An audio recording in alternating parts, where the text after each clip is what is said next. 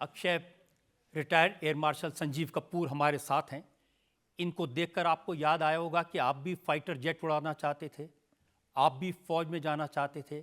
आज भी आपका दिल हमारी आर्म फोर्सेस के लिए धड़कता है। जी। तो ये उल्टे रास्ते कहाँ चले गए? मेरे फादर आर्मी में थे एंड मेरी कोशिश भी यही थी कि मैं भी आर्मी में आऊँ, लेकिन मैं ज़्यादा इतना पढ़ नहीं लिख पाया। मैं एयरफोर्स में, नेवी में भी आना चाहता था, लेकिन इतना पढ़ नहीं पाया। मैंने सुना कि पढ़ने में मन ही नहीं लगता था नहीं, आपका। बिल्कुल नहीं लगता था।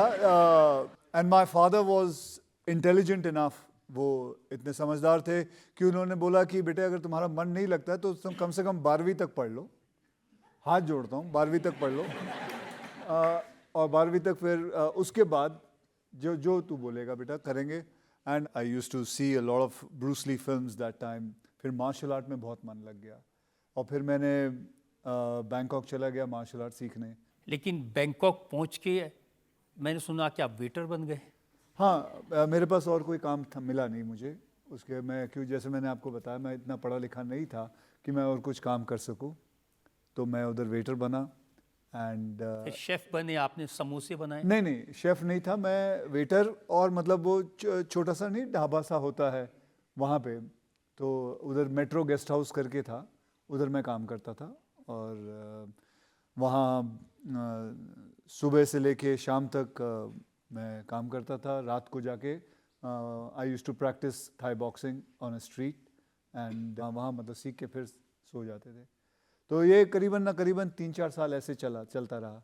तो मार्शल आर्ट सीख के जब आप आए, उसके बाद आप कोशिश कर रहे थे कि मॉडल बन जाएं।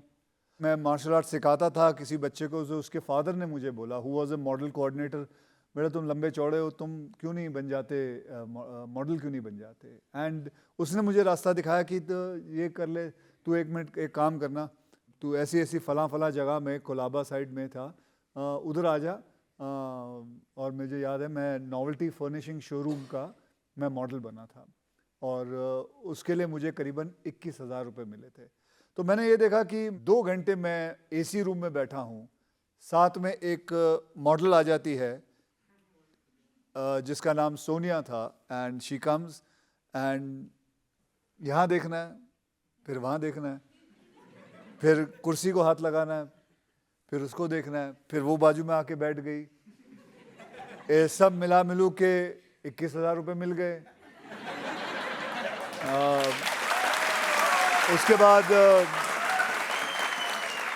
उसके बाद मैंने सोचा कि ये तो कमाल है।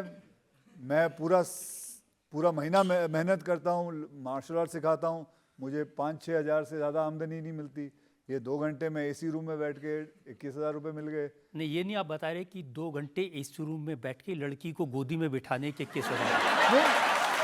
हाँ, गोदी में बैठाने मतलब देखिए, करीबन ना करीबन वहाँ 200 से 250 लोग होते हैं, अब गोदी में बिठा के क्या होना है। मतलब सबके सब हैं वहाँ। And so it is. फिर उसके बाद मॉडलिंग करने लग गया। उसके बाद फिर मुझे एक फिल्म मिल गई। ये सही है कि आपको सबसे पहले गोविंदा ने कहा था कि तू हीरो क्यों नहीं बन जाता? जी बिल्कुल। ये एक फोटोग्राफर था जिसका नाम था जयेश सेठ। तो जयेश सेठ जो था, उसके पास मैं एज अ लाइटमैन काम करता था उसके साथ। और फिर बड़े बड़े एक्टर्स आते थे, गोविंदा जी आते थे, संगीता बिजलानी थी, जैकी श्रॉफ थे, अनिल कपूर साहब थे, और उन सब के मैं फ़ोटोज़ मतलब लाइटिंग वाइटिंग करता था उनके चेहरे पे। तो तभी मुझे गोविंदा जी ने मुझे कहा था, ए तू चांगला है रे, हीरो बन जा, हीरो अच्छा रहेगा। हाँ, तो वो पहले इंसान थे जिसने कहा था। और उससे पहले मुझे याद है एक और चीज़, जब मैं 7वीं कक्षा में फेल हुआ था। हो क्या इसमें?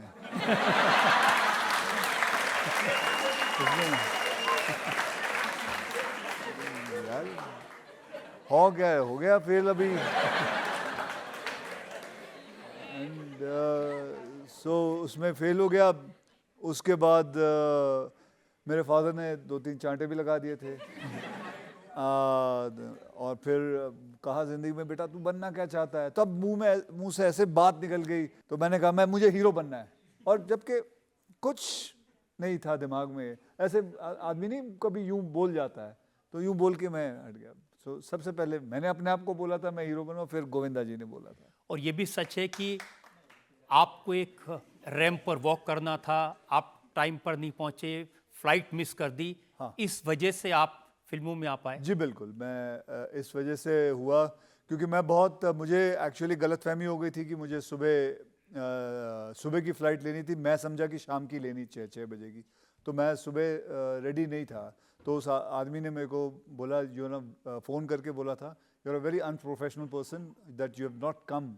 मैं बोला सॉरी, मेरे से गलती हो गई, मैं समझा शाम की फ़्लाइट है, नहीं वो, और वो चला गया। और मैं फिर भी, मुझे याद, मोटरसाइकिल लेके गया था, उधर गया एयरपोर्ट पे, तो जब तक फ़्लाइट जा चुकी थी तब बड़ा उदास हुआ था। घर आया था, फिर थोड़ा बहुत रोने जैसा चेहरा हो गया था। मैं कुछ 21 साल का था तभी। एंड फिर माताजी ने देखा था मुझे, मम्मी ने कहा था कि बेटा फिक्र ना कर, जो रब जो करदा, मैं पंजाबी में बोला था, रब जो करदा चंगा करदा। तो फिर उस तो बाद एग्जैक्टली फिर मैं उसी दिन अपनी, मेरे तभी है ना रजत जी, इतनी बड़ी बड़ी फ़ोटोएं लेके जानी पड़ती थी प्रोड्यूसरों के पास, डायरेक्टरों के पास दिखाने के लिए, इतनी बड़ी फ़ोटोज़ लेके जानी पड़ती थी। पोर्टफोलियो जिसे कहते हैं। पोर्टफोलियो जैसे और हाथ में लेके आदमी बस में जा रहा है। और फिर वहाँ गया मैं नटराज स्टूडियो, तो वहाँ घूम रहा था, देख रहा था, प्रोड्यूसरों से मिल रहा था। तब मुझे एक मेकअप मैन जिनका नाम है नरेंद्र दादा, उन्होंने देखा मुझे।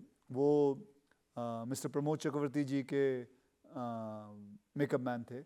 उन्होंने मुझे देखा और कहा, ए तेरे को हीरो बनना है? मैं बोला हाँ बनना है। तो कहता लाओ फ़ोटो लाओ। मैं फ़ोटो दे दिए। तो उसने कहा मैं अभी आता हूँ। तो वो रूम के अंदर चले गए, दादा से मिला, तो दादा को मेरी फ़ोटो दिखाई, तो दादा ने फ़ोटो शायद उनको अच्छी लगी, और तब मुझे अंदर बुलाया गया। और उसी वक्त दादा ने मुझे 5,000 का एक चेक दिया। मैं रजत जी सच्ची बताता हूँ, देखो आदमी किस्मत कैसे बदल जाती है। मुझे वो चेक एग्जैक्टली जो फ़्लाइट मैंने सुबह 6 बजे की पकड़ी, मुझे 6 बजे हाथ में मेरे चेक मिला था, और वो चेक मैंने लिया, और एग्जैक्टली तभी 6 बज गए थे। And I thought to my self, ये एक आई थिंक ऊपर वाले का था कि मुझे ये फ़्लाइट नहीं पकड़नी थी। I had to be unprofessional, and then I got this flight.